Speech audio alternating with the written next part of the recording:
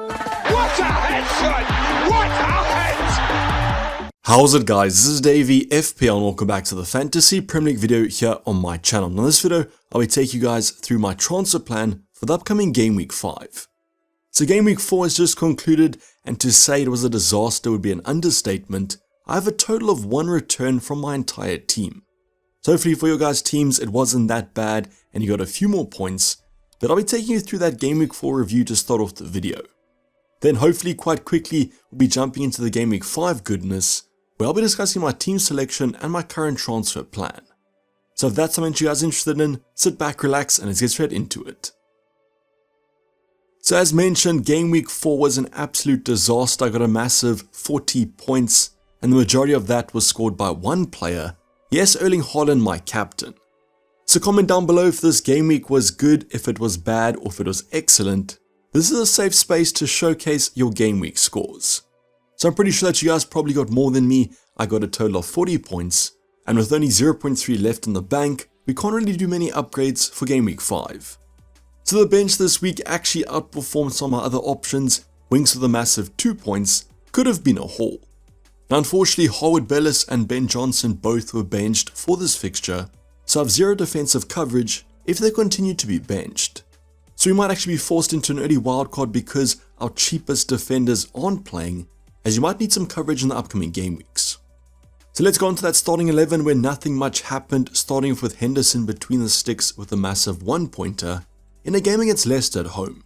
So unfortunately Henderson hasn't lived up to my expectations over the opening few game weeks, and if I was to wildcard I probably would be taking him out. And at least this week not many other kind of goalkeepers ended up performing, except for maybe Raya, the best kind of premium goalkeeper. That Crystal Palace defense though unfortunately just hasn't clicked. I was expecting more against Leicester at home. Same could be said for my defenders Trent Alexander-Arnold with a massive 1-pointer as well. No attacking returns and no defensive returns.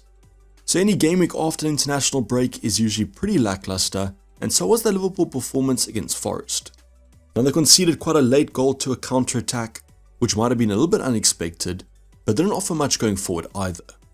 So it was one of those game weeks when unfortunately Trent hasn't performed, and being quite expensive, that looks pretty bad. Now a new transfer in Konza comes in at 4.5 million, and Aston Villa decided to concede 2 goals to Everton, before finally getting their act together and ended up winning the fixture. So with Konza, no attacking returns are probably going to be coming from centre back.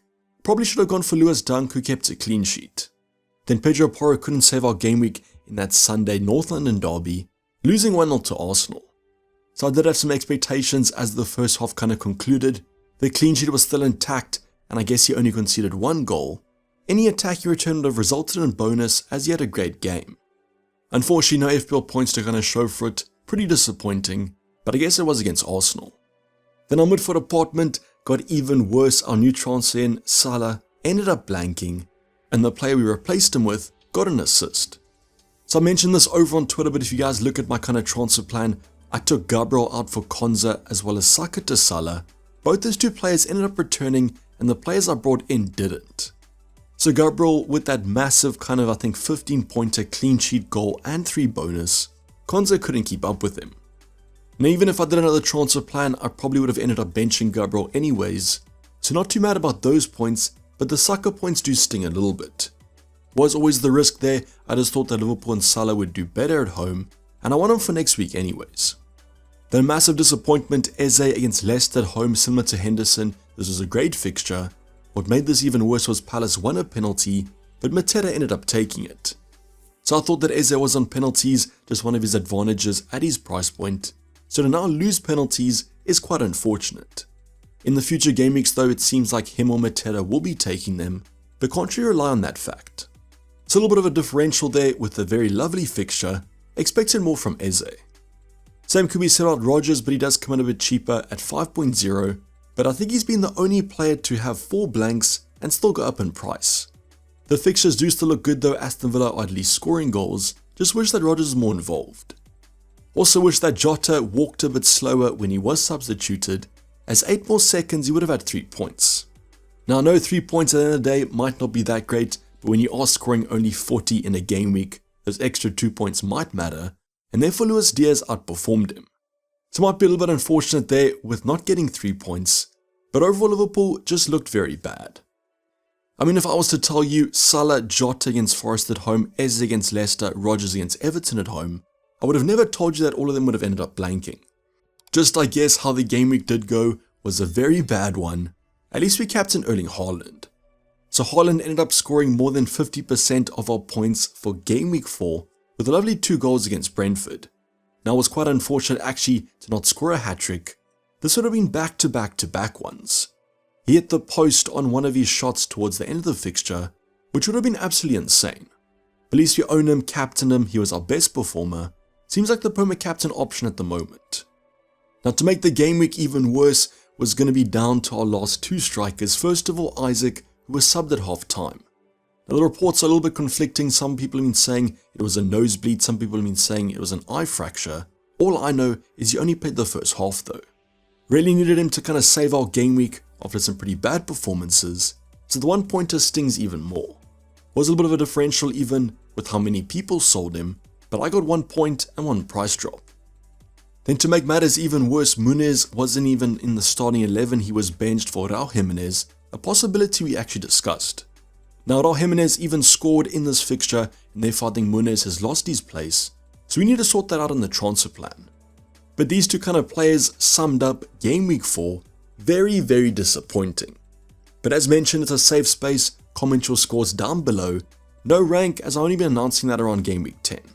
Really interested to see how this game week did progress though. It was a great week for some people, a really bad one for no Haaland owners. Where do you guys kind of fit in there? Now the next talking point is going to be going into game week 5. The quicker we do this the better, and leave game week 4 in the rear view mirror. I want to show you guys my team selection currently. Now on the right hand side, as you guys can see, 1 free transfer and 0.3 in the bank, and we have some problems we have to actually sort out. So on the bench, it pretty much kind of fixed itself except Harwood Bellis plays Johnson, which is a pretty good game either way. Now Winks plays Everton at home, a pretty strong fixture if he needs to come off. Hopefully he doesn't though. Now Henderson now has United at home. If he can't score points against the easier teams, maybe against the better teams he can. I was hoping for some save points here. Now once again we have all these home fixtures, Trent against Bournemouth, Cons against Wolves, and finally Porro against Brentford. I can maybe see 2 clean sheets out of the 3, hopefully some revival of points, and 1 or 2 attacking returns wouldn't really hurt. You saw how the home fixtures went though in game week 4, let's see if it's the polar opposite for game week 5. Now midfield department, we've got Salah and Jota against Bournemouth at home, Liverpool playing on Wednesday against AC Milan. Hopefully that tells us more about the lineup. I will be captaining Mo Salah though, this is the reason I brought him in, he has the best fixture, hopefully he can repay us for bringing him in. Now as United, a team that haven't really been defending that well, I'd expect Palace to probably score, same with Rodgers and Aston Villa against Wolves. Then up front we've got Haaland against Arsenal at home, probably the only reason I'm not captaining him is a very tough fixture, and I expect Arsenal to put up a good defensive performance as they are playing away. So for me, Salah's a no-brainer. As long as he stays fit, Liverpool look okay in the Champions League, he'll be getting the armband. It will be quite ridiculous though if Haaland does keep on scoring, just super consistent at the moment. Then Isaac against Fulham as well as Muniz against Newcastle. These players are playing each other, but both of them might not feature. Isaac with injury, if he is fit though, he definitely will start, whereas as mentioned, Muniz has now lost his place. Fingers crossed though Isaac does recover, as I do really need him, and this is a strong fixture in my opinion. So what transfers would you guys make if this was your own team? Let's head on to some ideas. Now someone in the comments has probably already suggested the wildcard because I might need it, but I think I can last 1 more game week. So the wildcard could be a possibility, for example if Isaac's out injured and we have to take out Muniz as well, but then I might just take a -4 hit. So I'll be delaying the wildcard probably till game week 6 or game week 7, there's a lot of home fixtures still in game week 5. Now as mentioned, my kind of concerns at the moment on my forward department, and that's why there's a certain striker on my watch list. So that striker is going to be Calvert-Lewin. You guys know it's bad when I'm targeting an Everton attacker, but there's some good fixtures coming up and at least Everton are scoring goals. They can't defend at all, they're simply losing games, but at least they're scoring some goals to get into that position.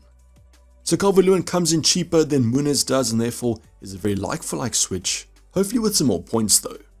As mentioned, Muniz now lost his spot. Maybe if Raul Jimenez didn't score, we could see him back in the starting 11, but I think that ship has sailed. So even if we do wildcard game week 6, game week 7, Calvert-Lewin has Leicester at home this week, and that's a great game in my opinion. Now if Isaac is out, we could also look at someone like a Dom Solanke for a -4, but let's see how the week progresses, and I'd suggest you guys do the same. So if you guys don't know, plenty of football coming this midweek, the EFL Cup as well as the European competitions, so maybe hold off on those transfers for as long as possible. As mentioned, not looking to wildcard as I think the team still looks pretty strong, and the fixture swings are better game week 6 and game week 7. Let me know your transfer plans in the comments down below on my Discord server, link in the description, as well as my Twitter page. But even though game week 4 was simply disastrous, don't lose hope, it still could be a great season. The ranks are super volatile at the moment. Hopefully I see those success stories as well as those absolute fails. Game week 4 was simply terrible for my team, don't worry. But this is basically going to wrap up the video guys. Hope you guys did enjoy it. Please don't forget to like if you didn't subscribe if you haven't subscribed yet. Tons of content still coming up. I'm going to try to do an ultimate guide on Wednesday and the team selection later. Enjoy the midweek football. But for the time being, I'm signing off from Dayvy FPL and I'm out. Cheers, bye.